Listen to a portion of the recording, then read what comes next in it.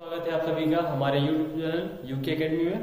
मैं ब्रजेश कुमार आपके अगले टॉपिक पर आज बात करूंगा। कल मैंने बताया था कि लाइनेक्स क्या होता है, लाइनेक्स ऑपरेटिंग सिस्टम के बारे में बताया था, जिसमें हमने उबंटू के बारे में अच्छे से जाना था, क्योंकि हमारे जो CCC का सिलेबस है उसमें उबंटू का प्रयोग किया गया है, तो हमने उसके बारे में कल जाना था। अब हम आज आगे बात करते हैं कि लाइनेक्स पर हम या उबंटू पर हम काम कैसे करते हैं। ठीक है, तो सबसे पहले हम बात करेंगे किसकी, लाइनेक्स पे यूज किए जाने वाले सेल की। ठीक है, तो लाइनेक्स सेल क्या होता है तो इसके बारे में जानते हैं। तो लाइनेक्स सेल क्या है, एक कमांड इंटरप्रेटर है जो कि यूजर तथा लाइनेक्स ऑपरेटिंग सिस्टम के बीच इंटरफेस का कार्य करता है। ठीक है, तो इंटरफेस का मतलब होता है माध्यम। ठीक, माध्यम का मतलब क्या हुआ कि ऐसा माध्यम जिसके द्वारा एक यूजर कंप्यूटर के ऑपरेटिंग सिस्टम से बातचीत करता है, कम्युनिकेट करता है, तो वो क्या कहलाएगा, एक प्रकार का इंटरफेस कहलाएगा। तो सेल क्या है, यहाँ पर सेल हमारा जो है एक इंटरफेस है जो यूजर तथा लाइनेक्स ऑपरेटिंग सिस्टम के बीच इंटरफेस का कार्य करता है। अब यहाँ पर इंटरफेस का कार्य कैसे करता है इस बात को समझते हैं, क्योंकि देखिए हमको जब भी कोई कार्य किसी भी ऑपरेटिंग सिस्टम पर कोई भी कार्य करना होता है तो हमें उससे संबंधित कमांड्स पर या तो क्लिक करना होता है या तो फिर हमें कमांड को टाइप करके एंटर करना पड़ता है। ठीक है, तो जब सेल का प्रयोग किया जाता है तो सेल हमको एक प्लेटफॉर्म प्रदान करता है जहां पर हम अपनी कमांड्स को टाइप करते हैं और उन्हें वहां से एग्जीक्यूट कराते हैं। तो लाइनेक्स में सेल का यूज किया जाता है कमांड्स को एग्जीक्यूट कराने के लिए, इसीलिए कहते हैं कि लाइनेक्स में जो सेल होता है वो क्या है, एक कमांड इंटरप्रेटर है जो कि यूजर तथा लाइनेक्स ऑपरेटिंग सिस्टम के बीच इंटरफेस का कार्य करता है। जिसमें सेल में हम क्या करते हैं, सेल के माध्यम से यूजर कमांड को रन कर सकता है। अब कैसे रन कर सकता है आगे देखते हैं। यूजर द्वारा कमांड को एग्जीक्यूट करने के लिए सेल का उपयोग किया जाता है और सेल के द्वारा कमांड को इंटरप्रेट किया जाता है। इंटरप्रेट के बारे में मैंने आपको बताया था, कंपाइलर और इंटरप्रेटर दो सॉफ्टवेयर होते हैं जो सोर्स कोड को मशीन लैंग्वेज में कन्वर्ट करने का काम करते हैं। तो यहाँ वही काम हो रहा है, हमने जो कमांड लिखी होगी वो सोर्स कोड में होगी, जो नॉर्मल इंग्लिश में होगी, उसको मशीन भाषा में कन्वर्ट करना, यानी कि ऑपरेटिंग सिस्टम उस जो सेल होता है हमारे द्वारा लिखे गए कमांड को मशीन भाषा में कन्वर्ट करता है, यानी कि क्या करता है, इंटरप्रेट करता है। और इंटरप्रेट करने के पश्चात ऑपरेटिंग सिस्टम को भेज देता है। ऑपरेटिंग सिस्टम कंप्यूटर में उपस्थित हार्डवेयर के माध्यम से कमांड को एग्जीक्यूट करके यूजर को रिजल्ट प्रदान कर देता है। मतलब हम जब कोई कमांड इनपुट करते हैं तो उस कमांड के द्वारा क्या कार्य किया जाएगा, कौन सा हार्डवेयर उस पर काम करेगा, ये हम नहीं बताते हैं। ठीक है, ये सब कौन बताता है, ये सब कार्य जो हमारा होता है लाइनेक्स का सेल होता है, वो सेल कमांड को इंटरप्रेट करता है, जिसके बाद ऑपरेटिंग सिस्टम ये समझ पाता है कि जो कमांड दी गई है किस लिए दी गई है, किस हार्डवेयर पार्ट के लिए दी गई है, कौन सा हार्डवेयर पार्ट इस कमांड को एग्जीक्यूट करेगा। ये सारी चीजें जब सेल हमारा कमांड को इंटरप्रेट कर देता है तब उसके बाद हमारे ऑपरेटिंग सिस्टम के द्वारा उस हार्डवेयर पार्ट को निर्देश दे दिया जाता है और हमारे द्वारा दी गई कमांड एग्जीक्यूट कर जाती है, जिसके बाद हमें क्या मिल जाता है, जिसके बाद हमें रिजल्ट प्राप्त हो जाता है। क्या प्राप्त हो जाता है, रिजल्ट प्राप्त हो जाता है। तो इस प्रकार से हम ग्राफिक्स से समझ सकते हैं कि ये हमारा हार्डवेयर है, ये बीच में हमारा कर्नेल है, ये हमारा कर्नेल है और उसके बाद हमारा सेल है। ठीक, और ये हो गए हम लोग, ये क्या है, यूजर। तो यूजर जब कम्युनिकेट करता है कर्नेल या हार्डवेयर से तो उसको सबसे पहले कहाँ जाना पड़ता है, सेल के पास जाना पड़ता है। सेल पर वो जाके अपनी कमांड टाइप करता है, तब उसके बाद ऑपरेटिंग सिस्टम यानी कि जो लाइनेक्स का ऑपरेटिंग सिस्टम होता है उसका जो कोर होता है वो कर्नेल होता है। कर्नेल जब उन चीजों को समझ पाता है उसके बाद ही हार्डवेयर पार्ट को वह कमांड एग्जीक्यूट करने का निर्देश दे पाता है। ठीक है, उसके बाद अब हम यहाँ पर एक ग्राफिक्स और दिखा रहे हैं कि कुछ इस प्रकार से आपकी स्क्रीन पर जब सेल ओपन होके आता है तो इस प्रकार से आता है और ये यहाँ पर हम लोग अपनी कमांड्स लिखते हैं। ये यहाँ पर हम लोग अपनी कमांड्स का यूज करते हैं। ठीक, तो जिस प्रकार से हम लोग डॉस में कमांड प्रॉम्प्ट का यूज करते थे वहां पर कुछ ऐसा ऑप्शन आता था हमारे पास, सी, कुछ ऐसा ऑप्शन आता था, इसको हम लोग सी प्रॉम्प्ट बोलते थे। ऐसे ही यहाँ पर सेल पर हम लोग या तो डॉलर साइन का यूज करते हैं और या तो हैश का यूज करते हैं और एक और साइन है परसेंटेज का, इसका भी यूज करते हैं। तो इसे हम लोग सब सेल प्रॉम्प्ट बोलते हैं। क्या बोलते हैं? सेल प्रॉम्प्ट बोलते हैं। सेल प्रॉम्प्ट हमें वो लोकेशन दिखाता है जहां पर हमारे द्वारा कमांड को इनपुट किया जाएगा, मतलब जहां पर हम कमांड टाइप करते हैं तो उसे हम क्या बोलते हैं? Cell prompt. सेल प्रॉम्प्ट के लिए 3 चिन्ह यूज किए जाते हैं। पहला होता है हैश, दूसरा होता है डॉलर और एक होता है परसेंटेज। अब आगे देखेंगे कि किस प्रकार के सेल में हम कौन सा प्रॉम्प्ट यूज करेंगे, क्योंकि अभी हमारे पास लिनक्स के सेल्स के टाइप भी पढ़ना है। तो टाइप देखते हैं आगे चल के हम कितने टाइप्स होते हैं सेल के। Type of Linux shells. सबसे पहला होता है बॉर्न सेल। बॉर्न सेल क्या है? यह लिनक्स ऑपरेटिंग सिस्टम का ओरिजिनल सिस्टम सेल है। यह लिनक्स में रूट यूजर के लिए डिफॉल्ट सेल होता है, मतलब जो हमारा लिनक्स ऑपरेटिंग सिस्टम होता है उसका डिफॉल्ट सेल क्या होता है? बॉर्न सेल होता है। कौन सा होता है? Bourne shell Linux operating system का डिफॉल्ट सेल होता है। उसके बाद रूट यूजर लिनक्स का एडमिन अकाउंट होता है। हम लोग अभी तक विंडोज यूज करते थे तो उसमें यूजर होते हैं, यूजर अकाउंट के टाइप होते हैं, कुछ एडमिन होते हैं, कुछ स्टैंडर्ड होते हैं और कुछ होस्ट होते हैं। तो इस प्रकार से ये बता रहा है कि जो रूट यूजर होता है, कौन सा यूजर? जो रूट यूजर होता है वो लिनक्स का एडमिन अकाउंट होता है। इस अकाउंट पर लॉगिन करके हम सिस्टम की सभी सर्विसेज, परमिशंस और प्राइवेसी को बदल सकते हैं। मतलब यदि हमें अपने सिस्टम की कुछ सेटिंग्स हो गई, जैसे प्राइवेसी की सेटिंग्स हो गई, सर्विसेज की सेटिंग्स हो गई और परमिशंस वगैरह जो फाइल्स पर लगाते हैं, अगर हमें उन्हें बदलना होता है तो हमें किस यूजर के द्वारा लॉगिन करना पड़ता है? हमें रूट यूजर अकाउंट के द्वारा। किसके द्वारा? रूट यूजर अकाउंट के द्वारा लॉगिन करना पड़ता है, जिसके बाद ही हम इन चीजों पर बदलाव कर सकते हैं। फिर कह रहा है बॉर्न सेल में रेगुलर यूजर के लिए डॉलर साइन। अभी मैंने आपको बताया था कि प्रॉम्प्ट जो होता है वो डॉलर साइन या हैश का या परसेंटेज का प्रयोग करता है। तो बॉर्न सेल जो होता है उसमें रेगुलर यूजर के लिए डॉलर साइन का और जो उसमें रूट यूजर होता है उसके लिए हैश का प्रयोग किया जाता है। मतलब देखिए यहाँ पर यूजर के हिसाब से प्रॉम्प्ट को डिवाइड कर दिया गया है। जो रेगुलर यूजर है वो डॉलर साइन का प्रयोग करेंगे और जो रूट यूजर है वो हैश का प्रयोग करते हैं। ठीक है, जब ये दोनों प्रॉम्प्ट हमारे सामने सेल में दिखाई देते हैं तो उसके आगे हम अपनी कमांड्स को लिखते हैं और उसके बाद ही कमांड्स एग्जीक्यूट कर पाती है।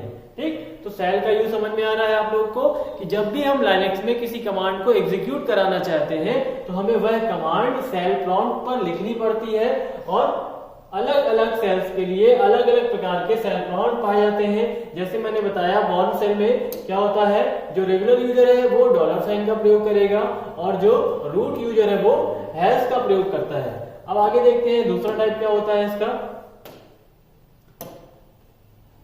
दूसरा टाइप है सी सेल। ठीक, सी सेल में क्या होता है? सी सेल बॉर्न सेल से अधिक फीचर वाला होता है, मतलब इसमें जो कुछ फीचर्स हैं वो बढ़ा दिए गए हैं। इस सेल के माध्यम से हम कमांड लाइन की हिस्ट्री और असाइनिंग, मतलब जॉब को जो भी उसको कार्य दिया गया होता है उस कार्य को कंट्रोल कर सकते हैं। असाइनिंग अ जॉब को कंट्रोल कर सकते हैं। सी सेल का मुख्यतः उपयोग यूनिक्स ऑपरेटिंग सिस्टम के BSD वर्जन में किया जाता है। ये थोड़ा सा इंपॉर्टेंट लाइन है कि जो सी सेल होता है वो यूनिक्स ऑपरेटिंग सिस्टम के BSD वर्जन में किया जाता है। जो सी सेल का उपयोग है वो कहाँ किया जाता है? यूनिक्स के BSD वर्जन में किया जाता है। कौन से वर्जन में? BSD वर्जन में। ठीक, इस सेल का डिफॉल्ट साइन क्या होता है? परसेंटाइल। क्या होता है? परसेंट। सी सेल का डिफॉल्ट प्रॉम्प्ट क्या है? परसेंट होता है और रूट यूजर के लिए हैश। अब ध्यान दीजिएगा, रूट यूजर लगभग अभी बॉर्न सेल में पढ़ा था तो भी हैश था, सी सेल में पढ़ा है तो भी हैश है, लेकिन जो रेगुलर यूजर है उनके लिए प्रॉम्प्ट का चिन्ह बदल रहा है। बॉर्न वाले में प्रॉम्प्ट का चिन्ह क्या था? डॉलर साइन था और सी सेल में परसेंटेज। ठीक, तो इस प्रकार से आगे बात करते हैं। सी सेल को बॉर्न सेल के बाद डेवलप किया गया है, इसीलिए इसमें फीचर्स क्या है? बॉर्न सेल से अधिक है। अब इसके मुख्य फंक्शन क्या है ये और क्या काम कर सकता है?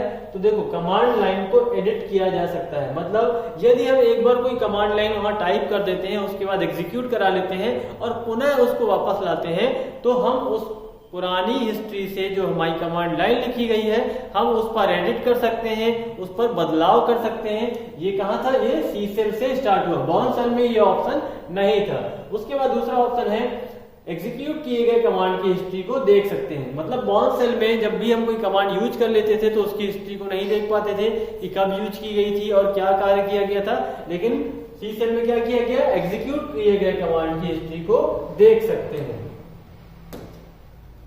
ठीक, उसके बाद अगला नंबर हमारा आता है कॉर्न सेल। कॉर्न सेल को बॉर्न सेल का सुपर सेट कहा जाता है। क्या कहा जाता है, सुपर सेट। किसका, वो भी बॉर्न सेल का। ठीक, बॉर्न सेल बिल्कुल बेसिक सेल था। जब भी उसमें कोई नया फीचर आया तो पहले आया सी सेल, उसके बाद आया कॉर्न सेल। कॉर्न सेल में क्या है, इस सेल में बॉर्न सेल से अधिक फीचर होते हैं। इस सेल में नॉर्मल यूजर के लिए डॉलर साइन, मैंने फिर से बताया यहाँ पर प्रॉम्प्ट का साइन चेंज हो रहा है। जो रेगुलर यूजर है या नॉर्मल यूजर है उनके लिए डॉलर साइन का, और रूट यूजर का लिए जो साइन है वो क्या है, आपका हमेशा हैश रहता है। ठीक, तो दो प्रकार के यूजर यहाँ यूज किए जा रहे हैं, एक रेगुलर यूजर होते हैं और दूसरे रूट यूजर होते हैं। तो रूट यूजर जब सेल का यूज करेंगे तो उनके लिए प्रॉम्प्ट में हैश लग के आएगा, और जब नॉर्मल यूजर या रेगुलर यूजर यूज करेंगे तो उनके लिए डॉलर साइन लग के आएगा। किस पर, कॉर्न सेल पर। कौन से सेल पर, कॉर्न सेल पर। इस सेल में भी कमांड लाइन्स को एडिट किया जा सकता है, कमांड लाइन्स के लिए हेल्प प्रोवाइड करता है और एग्जीक्यूट किए गए कमांड की हिस्ट्री देख सकता है। यहाँ एक नया फीचर आया है साथ में हमारे, क्या है, कमांड्स के लिए हेल्प देख सकता है। कुछ अगर आप लोगों ने डॉस के बारे में पढ़ा होगा तो डॉस में एक हेल्प कमांड होती है जो किसी भी कमांड से संबंधित जानकारी आपको देने का काम करती है। तो अभी तक जो हमने पढ़ा, तो हम लोगों ने बॉर्न सेल पढ़ा और सी सेल पढ़ा, तो उसमें किसी कमांड से संबंधित जानकारी या हेल्प हमें नहीं प्राप्त हो रही थी। लेकिन जब कॉर्न सेल आया तो उसने क्या किया, उसने कमांड से संबंधित जो हमको हेल्प मिलनी चाहिए वो प्रोवाइड कराई। मतलब यदि हम किसी कमांड के बारे में ज्यादा नहीं जानते हैं तो हम उस कमांड के साथ हेल्प कमांड को चलाएंगे और हम उस कमांड की डिटेल जानकारी प्राप्त कर पाएंगे। अब आगे देखते हैं अगला क्या होता है। अगला है हमारे पास बैश सेल। ठीक, बैश सेल जो है वो ऑपरेटिंग सिस्टम का डिफॉल्ट सेल होता है। मतलब जो लिनक्स ऑपरेटिंग सिस्टम है उसका डिफॉल्ट सेल बैश सेल है इस समय, जिसका डिफॉल्ट सिंबल जो होता है वो डॉलर होता है। क्या होता है, डॉलर। ठीक, इस सेल में रूट यूजर के लिए हैश का, मतलब सेम वही चीज है। नॉर्मल यूजर यूज करेगा तो डॉलर का यूज करेगा, और अगर रूट यूजर यूज करेगा तो हैश का यूज किया जाएगा। ठीक, बैश सेल में भी यही तीन फंक्शन बढ़ा दिए गए। कौन कौन से थे, कमांड लाइन को एडिट किया जा सकता है, कमांड के लिए हेल्प प्रोवाइड कराता है और एग्जीक्यूट किए गए कमांड की हिस्ट्री को स्टोर करता है। यानी कि एग्जीक्यूट, जो भी कमांड हम एग्जीक्यूट कर चुके हैं, पहले ही निष्पादित कर चुके हैं, उसकी हिस्ट्री भी आप देख सकते हैं। इसके बाद अगला नंबर आता है हमारा TCSH सेल, मतलब TCSH सेल। ये क्या है, ये सी सेल का एडवांस वर्जन है जिसका डिफॉल्ट साइन परसेंटेज रहता है, और रूट के लिए इसमें भी हैश का यूज करते हैं। मतलब जो सी सेल था उस पे क्या था, रेगुलर यूजर के लिए हम लोग परसेंट प्रयोग कर रहे थे और रूट यूजर के लिए हैश का प्रयोग कर रहे थे। सेम TCSH सेल जो है हमारा सी सेल का एडवांस वर्जन है। बस इसमें क्या यूज किया गया है, कमांड के लिए हेल्प प्रोवाइड कर दी गई। मतलब जो हमारा सी सेल था उसमें कमांड के लिए हेल्प नहीं मिलती थी, केवल दो काम होते थे, कमांड लाइन को एडिट कर सकते थे और एग्जीक्यूट किए गए कमांड की हिस्ट्री रख सकते थे। तो TCSH सेल जो आया इसने क्या किया, ये कमांड के लिए हेल्प भी प्रोवाइड कर दी। ठीक है, तो इस प्रकार से ये हमारे लाइनेक्स में यूज किए जाने वाले सेल्स थे। अब हम आगे बात करते हैं लाइनेक्स में जो यूज होने वाली कुछ मुख्य कमांड्स हैं जिनका यूज हम नॉर्मल यूजर के रूप में भी कर सकते हैं, या यह कह सकता हूं कि जिनका हम सामान्यतः प्रयोग करते ही रहते हैं। जैसे हमें कोई फाइल बनानी है, हमें कोई डायरेक्टरी बनानी है, या डायरेक्टरी को हमें रिमूव करना है, तो इनके लिए कौन सी कमांड्स यूज की जाती है। लाइनेक्स में यूज की जाने वाली कुछ मेन कमांड्स, जो मुख्य कमांड्स होती हैं जिनका प्रयोग हम नॉर्मली करते हैं। ठीक है, तो अब देखते हैं। सबसे पहली कमांड है हमारे पास कैट कमांड। कैट कमांड जो होती है उसका प्रयोग हम लोग किसी भी फाइल को क्रिएट करने के लिए करते हैं। ठीक है, तो यहाँ लिखा हुआ है इस कमांड का उपयोग कर हम नई फाइल बना सकते हैं। ये कमांड डॉस के कॉपी कॉन कमांड की तरह ही होती है। ठीक, अब इसको यहाँ पर लिखा कैसे आता है, तो यहाँ पर मैं आपको फिर से समझा दे रहा हूँ। यहाँ पर क्या है, डॉलर साइन लगा हुआ है, ये आपको दिख रहा होगा, क्या लगा है यहाँ पर, डॉलर साइन लगा हुआ है ना। ठीक, ये क्या है, डॉलर साइन लगा है। मैंने अभी आपको बताया था सेल में जो ये प्रॉम्प्ट होता है वो डॉलर या हैश का होता है। तो डॉलर प्रॉम्प्ट रेगुलर यूजर के लिए यूज किया जाता है और हैश प्रॉम्प्ट रूट यूजर के लिए यूज किया जाता है। तो ये कमांड लिखने का एक तरीका है। ठीक, डॉलर प्रॉम्प्ट लिखा, उसके बाद कैट यानी कि कमांड का नाम लिखते हैं, उसके बाद स्पेस देंगे और फाइल नेम देंगे। जैसे ही आप फाइल नेम देंगे वैसे ही आपके पास फाइल में लिखने के लिए, मैटर लिखने के लिए ऑप्शन आ जाएगा। ये जो जगह आप देख रहे हैं डॉट डॉट, यहाँ पर क्या है, हम अपनी फाइल के कंटेंट्स को लिखते हैं। उसके बाद जब हमारे कंटेंट लिख जाते हैं तो हम फाइल को बंद करने के लिए Ctrl+D का यूज करते हैं। ये जो सिंबल आप देख रहे हैं यहाँ पर, ये कंट्रोल का सिंबल है। यहाँ पर ये सिंबल Ctrl+D को डिनोट कर रहा है। ठीक है, उसके बाद जैसे ही आप Ctrl+D दबाते हैं आपकी फाइल बन जाती है, यानी कि आपकी फाइल हार्ड डिस्क पर स्टोर हो जाती है। उसके बाद हम अगले नंबर देखते हैं। अगली कमांड हमारे पास कौन सी है, सीपी कमांड। सीपी कमांड का यूज हम लोग फाइल को कॉपी करने के लिए करते हैं। किस लिए करते हैं, कॉपी करने के लिए। उसके बाद अगला नंबर देखते हैं सीडी कमांड। सीडी का जो अर्थ होता है यहाँ पर चेंज डायरेक्टरी होता है, और लेकिन जब हम लोग इसकी बात करते हैं स्टोरेज डिवाइस में तो वहां पर कॉम्पैक्ट डिस्क होता है। लेकिन जब हम बात करेंगे कमांड में, तो कमांड में सीडी का अर्थ होता है चेंज डायरेक्टरी। क्या होता है, चेंज डायरेक्टरी। तो इस शब्द से समझ में आ रहा है कि हम इस कमांड का उपयोग किसी एक डायरेक्टरी से दूसरी डायरेक्टरी में जाने के लिए करते हैं। तो यहाँ पर वही बात लिखी हुई है कि इस कमांड का उपयोग हम किसी डायरेक्टरी तथा उसकी सब डायरेक्टरी में जाने के लिए करते हैं। यह डॉस के सीडी कमांड के समान है। मतलब डॉस में भी यही कमांड यूज की जाती थी, सीडी कमांड। तो यहाँ यूज कैसे करते हैं, सीडी स्पेस उस डायरेक्टरी का नाम जिस डायरेक्टरी पर हम जाना चाहते हैं। उसके बाद अगले नंबर देखते हैं। अगली कमांड हमारी है chmod कमांड। chmod का मतलब होता है चेंज मोड।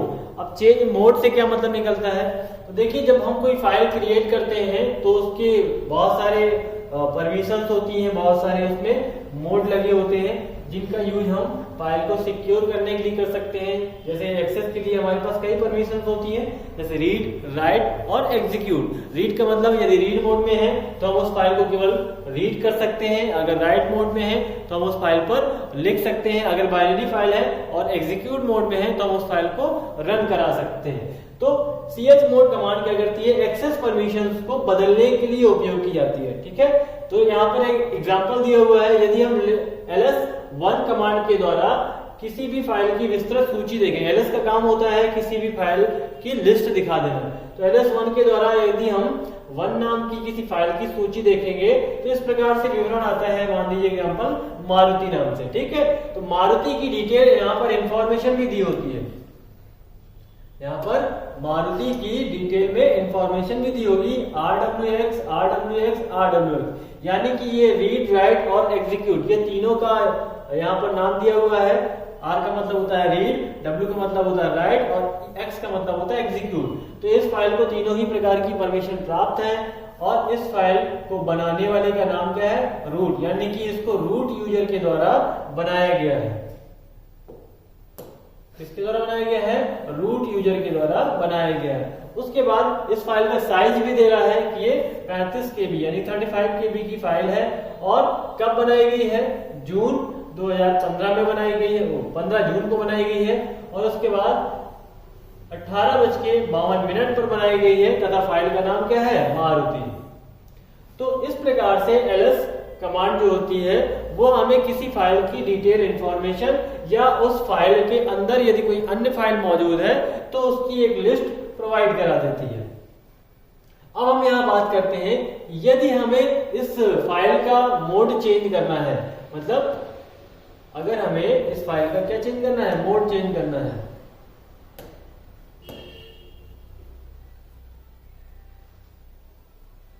तो हम यहाँ पर ऑप्शन नहीं दिया हुआ है, मैं लिख देता हूं कैसे चेंज करेंगे।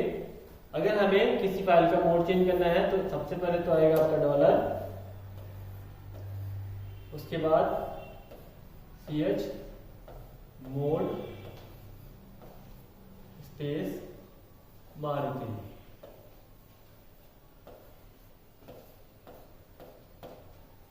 ठीक, यहां नीचे आपको मोड देना होगा कि आप RW बस चाहते हैं या RWX चाहते हैं। तो जब आप मोड दे देते हैं तो इस जो फाइल है हमारी मारुति नाम की, इसका मोड चेंज हो जाता है। आपको इस प्रकार से कमांड यहाँ पर नोट करनी होती है। इसके बाद अगला नंबर हमारा आता है chown कमांड। chown कमांड का मतलब होता है चेंज ऑनर। ऑनर मतलब स्वामित्व। तो chown कमांड का यूज किया जाता है किसी भी फाइल के स्वामित्व को बदलने के लिए। मतलब कोई फाइल, अगर अभी मैंने बताया था मारुति को रूट ने बनाया था, तो इसका जो स्वामित्व होगा वो किसके पास होगा? रूट यूजर के पास होगा। किसके पास होगा? रूट यूजर के पास। लेकिन यदि हम चाहें तो हम इसके ऑनरशिप को परिवर्तित कर सकते हैं। उसके लिए हमें chown कमांड का यूज करना होगा। किसका यूज करना होगा? chown कमांड का यूज करना होगा। अब यहां पर नीचे दिया हुआ है, कैसे चेंज करते हैं।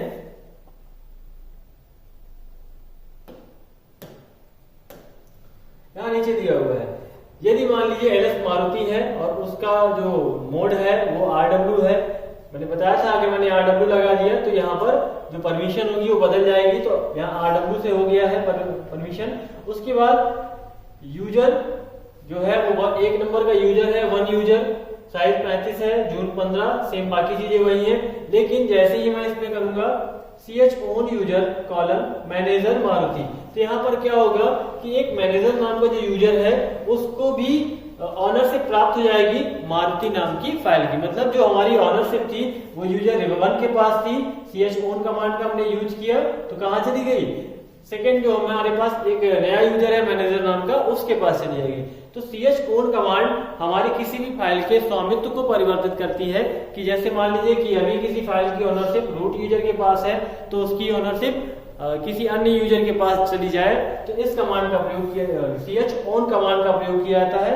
यहाँ पर उसका सिंटेक्स दिया हुआ है, कैसे यूज करते हैं।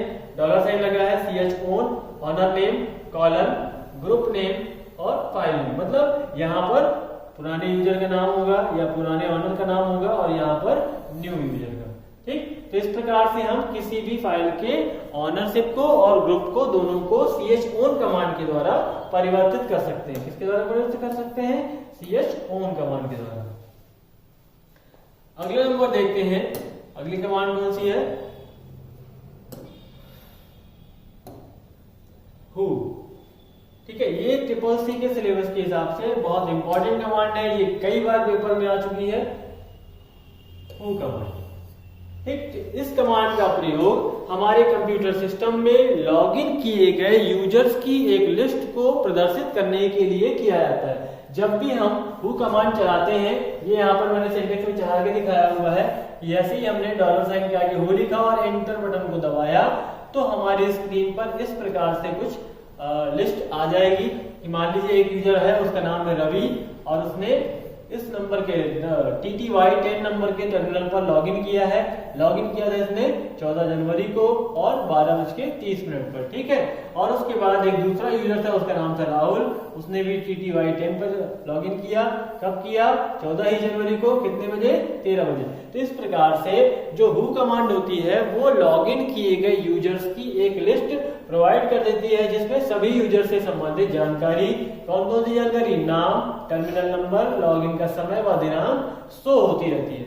ठीक, तो who कमांड का मतलब समझ में आ गया कि जितने भी यूजर लॉगिन करते हैं उनसे संबंधित जानकारी को प्रदर्शित करने के लिए who कमांड का यूज किया जाता है। उसके बाद एक कमांड है हमारे पास क्लियर कमांड। तो क्लियर कमांड हमारी स्क्रीन को क्लियर कर देती है। क्लियर मतलब कि जो भी हमने बहुत सारी कमांड्स टाइप की, ठीक है, तो उन सबको हटा करके वहां से डिलीट कर देती है और टर्मिनल की स्क्रीन को क्लियर कर देती है। मतलब एक ब्लैंक स्क्रीन हमें दे देती है। इसके बाद अगली कमांड है हमारे पास md कमांड। md कमांड एक तरह से हम कह सकते हैं मूव कमांड होती है। मूव का मतलब क्या होता है कि इस कमांड के द्वारा हम किसी भी डायरेक्टरी का नाम या उसकी जगह बदल सकते हैं। जगह बदलने का मतलब क्या होता है कि एक जगह से उठा करके किसी दूसरी जगह पर ले जाना। ठीक है, तो जब हम ऐसा काम करते हैं कि किसी फाइल या डायरेक्टरी को एक जगह से दूसरी जगह ले जाते हैं तो उसको बोलते हैं मूव। इसीलिए इस कमांड का नाम क्या है? md command. यहाँ बोल रहा है इस कमांड का उपयोग डायरेक्टरी या फाइल के नाम को बदलने के लिए किया जाता है या डायरेक्टरी संरचना में किसी अन्य स्थान पर फाइल या डायरेक्टरी को भी ले जाता है, मतलब मूव भी करा सकता है। उसके बाद अगला नंबर है हमारा डेट कमांड। तो डेट कमांड का यूज सिस्टम की तारीख और समय। देखिए यहाँ ये बात इंपॉर्टेंट है, नाम क्या है? डेट। लेकिन वो दिखाएगा क्या, तारीख भी दिखाएगा और समय भी दिखाएगा। ये आपका ऑप्शनल क्वेश्चन ट्रिपल सी में बहुत आता है कि वर्तमान तारीख और समय को दिखाने के लिए हम किस कमांड का यूज करते हैं। तो बहुत से लोग डाउट में आते हैं कि डेट लिखा है तो केवल तारीख दिखाएगा, समय नहीं दिखाएगा, ठीक है। डेट एंड टाइम कमांड होगी जिसमें वो दोनों चीज दिखाएगा, लेकिन ऐसा नहीं है। यहाँ केवल डेट कमांड का यूज किया जाता है और केवल डेट कमांड ही हमें तारीख और समय दोनों चीजें शो करा देती है। ठीक, इसके बाद अगला नंबर देखते हैं। अगली कुछ कमांड्स हैं, कौन कौन सी है उनके बारे में जानते हैं। सबसे पहला है अगला फाइंड कमांड। फाइंड कमांड हमें एक डायरेक्टरी के साथ साथ इसकी सब डायरेक्टरी, मतलब जब भी हम लाइनक्स में किसी जो डायरेक्टरी का स्ट्रक्चर होता है वहां पर किसी फाइल को या किसी डायरेक्टरी को सर्च करना चाहते हैं तो हम कौन सी कमांड का यूज करते हैं, फाइंड कमांड का यूज करते हैं। किसका यूज करते हैं, फाइंड कमांड का। फाइंड कमांड का यूज किया जाता है फाइलों को खोजने के लिए, कहां पर, किसी भी डायरेक्टरी या उसकी सब डायरेक्टरी में। ठीक, यह परमिशन यूजर्स, ग्रुप, फाइल प्रकार, डेट, आकार और अन्य संभावित मानदंडों की सहायता से फाइल खोल सकते हैं। मतलब हम यहाँ पर एक क्राइटेरिया डिसाइड कर सकते हैं कि हमको केवल रीड वाली जो फाइल्स है, मतलब जिन पे केवल रीड की परमिशन लगी है, वो फाइल देखना चाहते हैं या सर्च करना चाहते हैं, या अगर हमें कुछ नाम पता है फाइल का तो हम केवल उस नाम की फाइल देखना चाहते हैं। तो आप यहाँ पर क्या कर सकते हैं, परमिशन, यूजर्स, फाइल, डेट, आकार और जो भी अन्य विशेषताएं होती है उनकी सहायता से फाइल को आसानी से खोज सकते हैं। उसके बाद अगला नंबर है हमारा एलएस कमांड। एलएस का मतलब होता है लिस्ट। तो एलएस कमांड का यूज किया जाता है किसी भी डायरेक्टरी की सामग्री को एक लिस्ट की तरह शो कराने के लिए, मतलब सूचीबद्ध करके प्रदर्शित करने के लिए। जब भी हम किसी भी डायरेक्टरी में होते हैं और वहां पर हम एलएस कमांड चलाते हैं तो वो उसके अंदर मौजूद सब डायरेक्टरीज और फाइल्स की एक लिस्ट आपको प्रदर्शित कर देती है। उसके बाद अगला नंबर है हमारा pwd कमांड। तो pwd कमांड, इस कमांड का यूज किया जाता है प्रेजेंट वर्किंग डायरेक्टरी के नाम को शो कराने के लिए। ये भी इंपॉर्टेंट कमांड है आप लोगों के लिए, बहुत पूछी जाती है। pwd कमांड का यूज करंट वर्किंग डायरेक्टरी या प्रेजेंट वर्किंग डायरेक्टरी, यहाँ से pwd से याद आएगा प्रेजेंट वर्किंग डायरेक्टरी। क्या नाम है इसका, pwd। तो p से क्या हो जाएगा, प्रेजेंट, W से हो जाएगा आपका वर्किंग,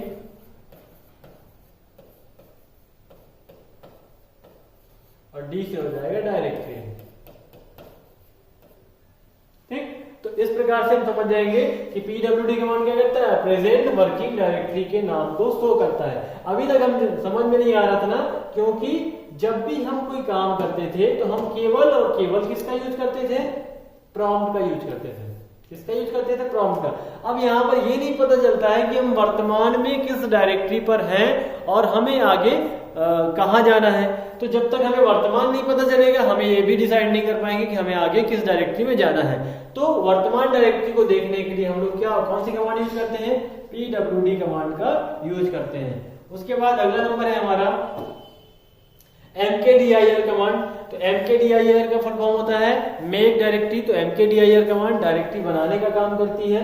ठीक, तो इस प्रकार से यहाँ पर एग्जांपल भी दिया हुआ है किस तरह से बनाती है। कमांड का यूज करते हैं हम लोग $, मेक डायरेक्टरी, मेक mkdir, उसके बाद यहाँ पर डायरेक्टरी का नाम, मतलब जिस नाम की भी डायरेक्टरी हम बनाना चाहते हैं उसका यहाँ पर नाम देना होता है और उसके बाद इंटर करते हैं तो हमारी डायरेक्टरी क्रिएट हो जाती है।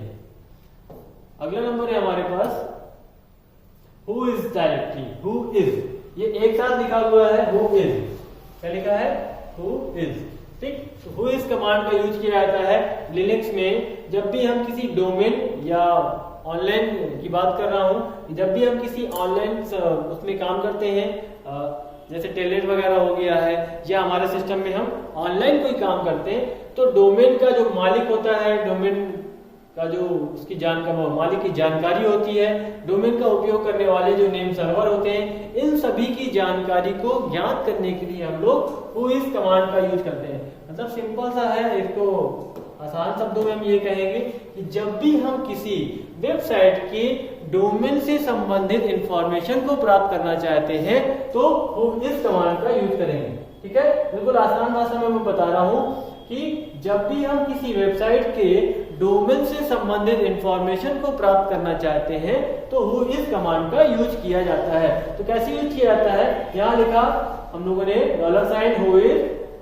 $H और लिनक्स बाइबल, ये वेबसाइट का नाम है। जिस वेबसाइट के डोमेन से संबंधित इंफॉर्मेशन हमें चाहिए वो यहाँ पर हम लिख देते हैं। जैसे ही हम यहाँ पर इंफॉर्मेशन प्राप्त करेंगे तो हमारी, जैसे ही ये कमांड लिखेंगे हमारी इंफॉर्मेशन स्क्रीन पर प्रदर्शित होने लगती है। उसके बाद अगली कमांड है पासवर्ड कमांड। यहाँ आर नहीं लगा है, PASSWD, ठीक है। तो पासवर्ड कमांड जो होती है वो पासवर्ड को बदलने के लिए यूज की जाती है। जब भी हम अपने किसी यूजर का पासवर्ड चेंज करना चाहते हैं तो PASSWD, स्पेलिंग का बहुत ध्यान दीजिएगा क्योंकि अधिकतर लोगों से मिस्टेक होती है, पासवर्ड स्पेलिंग होती है तो वो पासवर्ड को ही सही लगाते हैं, लेकिन लाइनेक्स में PASSWD का यूज किया जाता है। किसका यूज किया जाता है, पासवर्ड कमांड का यूज किया जाता है। तो आर नहीं लगाएगा कोई, ये इस चीज को बिल्कुल ध्यान दीजिएगा कि ऑप्शन पे जिस पर आर लगा हो वो ऑप्शन गलत होगा। लाइनेक्स में PASSWD कमांड का यूज किया जाता है पासवर्ड को बदलने के लिए। उसके बाद अगला है कैल कमांड। तो कैल कमांड का यूज हम लोग कैलेंडर को देखने के लिए करते हैं। जब हम नॉर्मल कैल कमांड का यूज करते हैं तो वर्तमान महीने का जो कैलेंडर है वो हमारी स्क्रीन पर शो होने लगता है। उसके बाद अगला नंबर है हमारा MD कमांड। मेरे ख्याल से ये हो चुका है। MD कमांड का यूज हम लोग किसी फाइल या डायरेक्टरी को मूव कराने के लिए करते हैं। 2 बार आ गया है यहाँ पर। अगला नंबर है ग्रेप कमांड। तो ग्रेप कमांड, पहली बात तो ग्रेप का यूज हम लोग इंटरनेट पर भी करते हैं, तो आपको थोड़ा सा मैंने यहाँ पर इसलिए इसका फुल फॉर्म लिख दिया हुआ है। ग्रेप का फुल फॉर्म होता है globally search a regular expression and trend. तो ग्रेप कमांड का यूज जब हम लोग सर्च इंजन से कोई कीवर्ड डाल करके सर्च करते हैं तो जब भी सर्च इंजन जानकारी को लेकर के आता है तो वो कहलाता है कि उसने जानकारी को ग्रैब किया। मतलब जब भी हम सर्च इंजन पर जानकारी को प्राप्त कर रहे होते हैं तो सर्च इंजन जानकारी को ग्रैब करके आपके सामने प्रस्तुत करता है। तो ग्रैब करने का मतलब क्या होता है, globally search a regular expression and print. मतलब वो जाकर के बहुत सारे सर्वर पर जानकारी को सर्च करता है और वहां से लाने के बाद आपके स्क्रीन पर दे देता है, यानी कि प्रिंट कर देता है। तो ग्रैब का ये फुल फॉर्म होता है। अब बात करते हैं ग्रैब कमांड का। तो किसी भी फाइल या कंटेंट के किसी वर्ड को सर्च या फाइंड करने के लिए ग्रैब कमांड का यूज किया था। मतलब यदि हम अपनी किसी फाइल पर किसी विशेष शब्द को या अक्षर को या सेंटेंस को सर्च करना चाहते हैं कि कहां पर लिखा है तो हम ग्रैब कमांड का यूज करते हैं, ठीक है। उसके बाद अगला नंबर आता है किल कमांड। ये बहुत ज्यादा इंपॉर्टेंट कमांड है, ठीक है। इसको अच्छे से ध्यान से समझिएगा, नाम से ही समझ में आ रहा है किल। तो किल का मतलब क्या है, किसी भी चीज को समाप्त कर देती होगी। तो इस कमांड का यूज जो किया जाता है, होता क्या है, जब भी हम लाइनेक्स पर कोई काम करते हैं तो प्रत्येक प्रोसेस की एक अपनी आईडी होती है। मतलब हर प्रोसेस जब चालू होती है तो वो एक आईडी के द्वारा चालू होती है, तो उसको हम लोग प्रोसेस आईडी बोलते हैं। तो लाइनेक्स में जो किल कमांड होती है, किल कमांड के द्वारा अगर हम प्रोसेस आईडी का प्रयोग करते हैं तो किल कमांड उस प्रोसेस को नष्ट करने का, यानी कि समाप्त कर देने का काम कर देती है। मतलब अभी तक हम लोग जब GUI इंटरफेस पर काम करते हैं तो हमें कोई एप्लीकेशन रोकना होता है तो हम क्या करते हैं, क्लोज बटन पर क्लिक कर देते हैं नॉर्मली, और उसके बाद वो प्रोसेस रुक जाती है। लेकिन जब हम सेल पर काम कर रहे हैं तो सेल क्या है, एक CUI इंटरफेस है जिस पर हम कमांड का यूज करते हैं। तो वहां पर अगर हम कोई प्रोसेस रोकना चाहते हैं तो हमें किल कमांड का यूज करना पड़ता है। तो किल कमांड के साथ प्रोसेस आईडी हमें लिखनी पड़ती है और उसके बाद जैसे ही हम एंटर बटन दबाते हैं तो हमारी वो प्रोसेस समाप्त हो जाती है। एक और चीज इसमें नीचे दिया हुआ है किल ऑल कमांड। मतलब अभी हमने बात की केवल किल की, और यहाँ पर बात आ रही है किल ऑल कमांड की। जब हम किल ऑल कमांड का यूज करते हैं तो जितनी भी सर्विसेज हमारे सिस्टम पर उस समय चल रही होंगी, मतलब जितनी भी प्रोसेस चल रही होंगी वो सारी प्रोसेस आपकी समाप्त हो जाएंगी। हमें यहाँ पर किल ऑल लिखना पड़ता है और साथ में उस सर्विस का नाम लिखना पड़ता है जिससे संबंधित प्रोसेस वहां पर रन कर रही होती है। तो किल कमांड का यूज किसी भी प्रकार की प्रोसेस को समाप्त करने के लिए किया जाता है। अगला है RMDIR। तो जैसे MKDIR का मतलब होता है मेक डायरेक्टरी, RMDIR का मतलब होता है रिमूव डायरेक्टरी। तो RMDIR का यूज हम लोग हमेशा खाली डायरेक्टरी को हटाने में करते हैं। मतलब हम किसी ऐसी डायरेक्टरी को RMDIR से नहीं हटा सकते हैं जिसके अंदर पहले से ही कोई फाइल या कोई सब डायरेक्टरी मौजूद होती है। मतलब जब कोई डायरेक्टरी एम्प्टी होगी, खाली होगी, तो उसी को हम RMDIR के द्वारा रिमूव कर सकते हैं। तो आज के लिए इतना ही, और हम अब नेक्स्ट टॉपिक के साथ आएंगे जिसमें हम जानेंगे कि हम इंटरेक्ट कैसे करते हैं यूनिक्स में, उसका डेस्कटॉप कैसे दिखता है, उस पर ऑप्शन क्या क्या पाए जाते हैं। ठीक है, तो इस प्रकार से आज के लिए इतना ही, और नेक्स्ट टॉपिक के साथ अगले वीडियो में मिलेंगे आपको। धन्यवाद।